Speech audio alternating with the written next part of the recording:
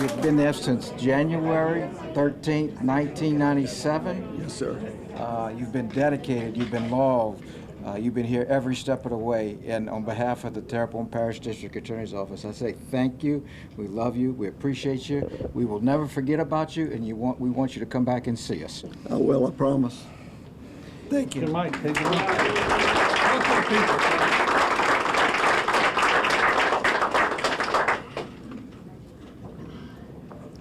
This is not easy for me, you know, because it's just like the end of the road, but it's not the end of the road, it's the start. I appreciate every one of you, everything that the girls did yesterday in my office, and thank you so much. I'm going to miss you people.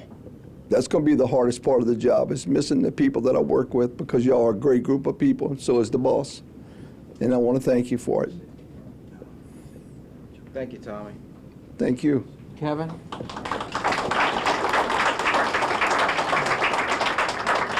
Tommy B, 27 years. Wow, how the time flies, doesn't it, brother? Yes, sir.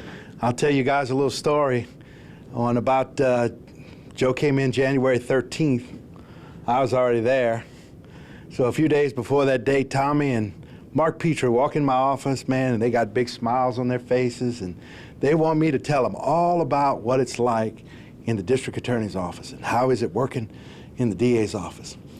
And I'm sitting there thinking, I don't even know if I got a job. You know, the guy, wherever he went, he's got to make a decision whether I have a job. But they were so excited, and I was so happy to share with them my experiences at the DA's office to that point. And I knew that he and Mark and the rest of the group coming in were gonna really do some great things. So it was exciting, and it was exciting to see it through their eyes, fresh and new. And it sort of reinvigorated me and made me get excited about all the things that we had done and were planning to do. And then, you know, who knows? The guy kept me. Made a mistake, I guess. And the rest, as they say, is history. But it's been a great ride. And like you said, this is not the end. It's just the beginning of a new phase. Yes, sir. And we had lunch yesterday, and we kind of reminisced about some of the war stories and things we've done. You know, I can't tell you, it would take forever, but there have been a lot of stuff a lot of water under the bridge, a lot of things we've done. I think we've served our community so well over the past 27 years of this administration. It's been a joy, it's been a pleasure, and it's been great having you here. As Joe said, come back and see us. I will. Often. Try to keep some of these guys in line because, you know, it's a task. But anyway, Kevin, thank you, T. while you saying some stories, I want, give us a story. We're going to share two stories because there's a lot of them over the course of 27 years. But my wife is here, and we're going to talk about one that happened many, many years ago when my wife calls me in a panic. There's this weird-looking box at the back door, taped up and handwritten something on it because it just doesn't look right. And you know, at that point we've had several death threats, all kind of stuff, and so Tommy comes over there, and you know, they take it and they put it in the yard, and they're opening it real carefully, looking into it, and he lifted up some paper, and he looks over at Giselle and says, "Gee, did you order some tile?" So it was nothing but tile. But the second one, a couple years ago, Tommy and I going to Baton Rouge, and the tire's making some funny noise. So over on 308, we pull over, look at it. We don't see nothing wrong, so everything's fine. When we take off and go again, and we get right when we hit I-10, we're going to the LDA meet. Right when we hit I-10, boom, the tire blows out. Tire blows out, and like, oh Lord, now me and him gonna change a tire. Like, this is gonna be interesting. And so he goes in the back, he gets the tire out, and underneath the tire is all the tools. And so he said, "Here, put this on the side." So I take the tire, and I'm rolling it like this to the back of to the blown out tire on the car, and I'm rolling it, and I go to push it down to make it fall over, and there's a little incline there. Well, it's a big incline. And when I go to push it over, the tire wobbles this way, wobbles that way. Next thing I know, it's standing straight up, going down the incline. It disappears into the woods, and I hear it hit water. And I'm like, this is not, and I just started laughing. I'm like, I don't know what to do, and I don't know how to tell him I just lost a tire on the side of the road. And he looked, and I'm leaning up against the car laughing, and he looked, he goes, wait, where's the tire? I'm like, dude, you're not gonna believe this. And he's shaking his head, he goes, where's the tire? I said, it's down there somewhere. What do you mean somewhere? I said, I think there's some water down there. And so he goes down there, he goes in the weeds. I wasn't going to snakes on. I said, I'm not going in the weeds. So he goes in there, and I forget, he just had a knee replacement, maybe, what, a month, 2 months before? Like 2 months before. 2 months before, so, and I forget about it. He's in there tromping in there, and here he comes out with the tire. And so he's coming out the weeds, and he steps on this one branch. He steps on one branch, the branch breaks, he falls down on his back, and the tire lands on his chest. Sure did. And I'm sitting there laughing, and I wish I had my phone to take a picture at that point. I'm laughing so hard, he's laying on the ground right there with the tire on his chest. Then I realized, oh, God just had a knee replacement. Then I start panicking. But it all turned out good. But that's just some of the stories that we've had over the years, and there have been many. It's been like a family experience with us, Tommy. We've been a lot of good times, a lot of sad times. We've been through a lot. But once again, I can't thank you enough for all the years you put in for this office. You've been there since get-go, since day one. Yes, sir. And here we are, 27 years. I love you, I appreciate you, and I'll never forget you. Thank you. Thank you.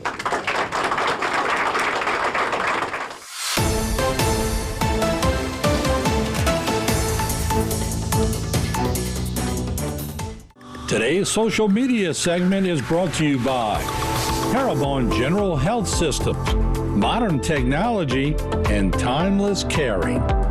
Rouse's, you're either local or you're not. Buick, the craft of modern luxury. St. Martin and Bourke, know your rights. South Louisiana Bank, it's better when we bank together. Waits and Downer, attorneys at law. Terrebonne Ford, built Ford tough. Alford and Associates, for all of your insurance needs. CIS, Cardiovascular Institute of the South, the highest quality cardiovascular care available. Barker Honda, the Barker family tradition of quality.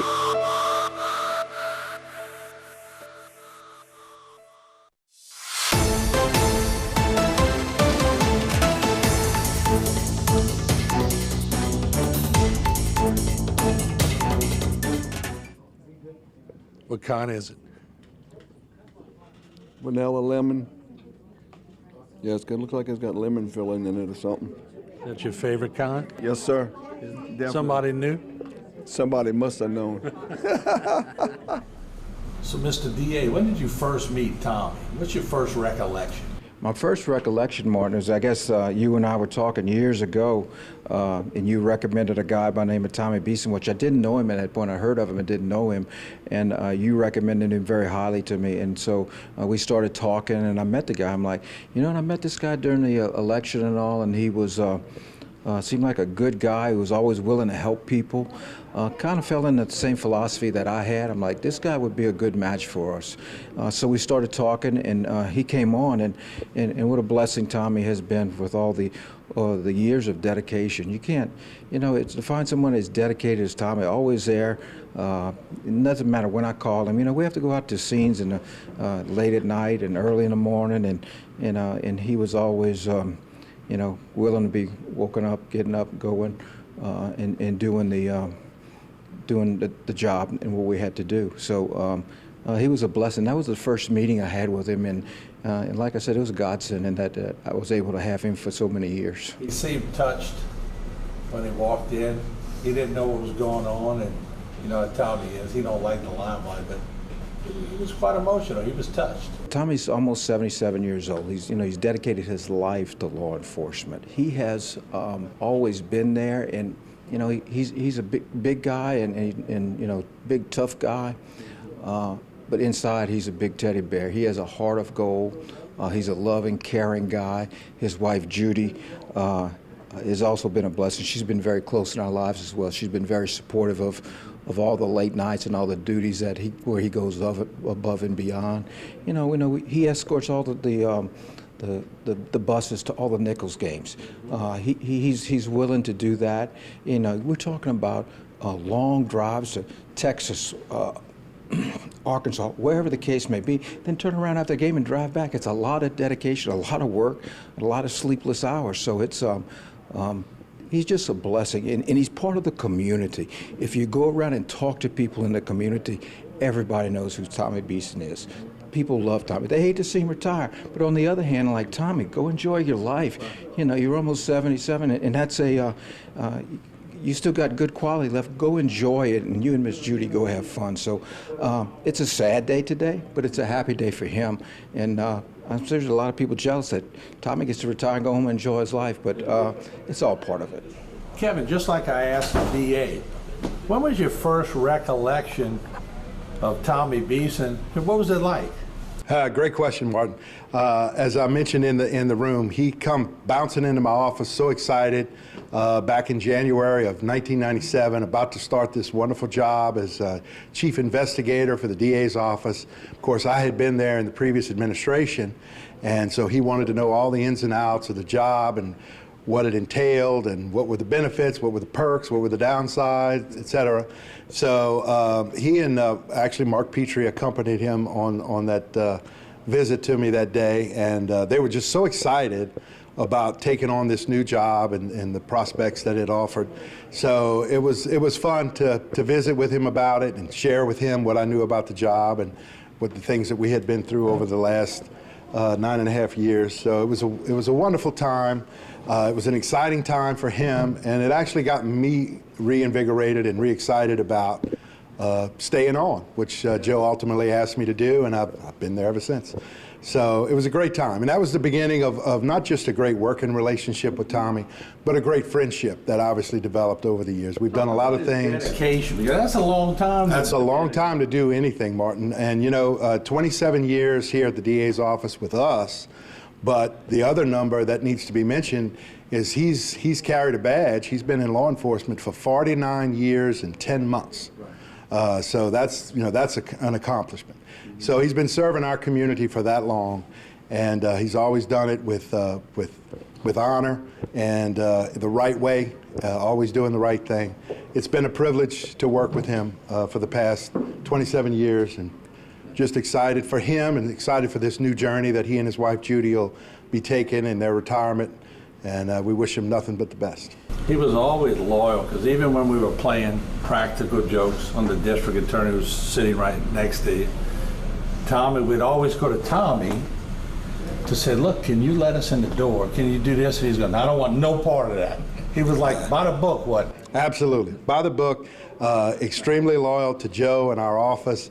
And he would not get involved in that, because in his mind, that would in some way be disloyal to Joe or not towing the company line. So he wouldn't do that. Well, let me ask you a most important question. Does he get to keep the keys to the office, and can he participate in that type of stuff now? Tommy, don't go anywhere. You need to be involved with this. So I can tell you that Joe and I trust him with our very lives, as Joe mentioned in there about death threats and things that have happened over the years.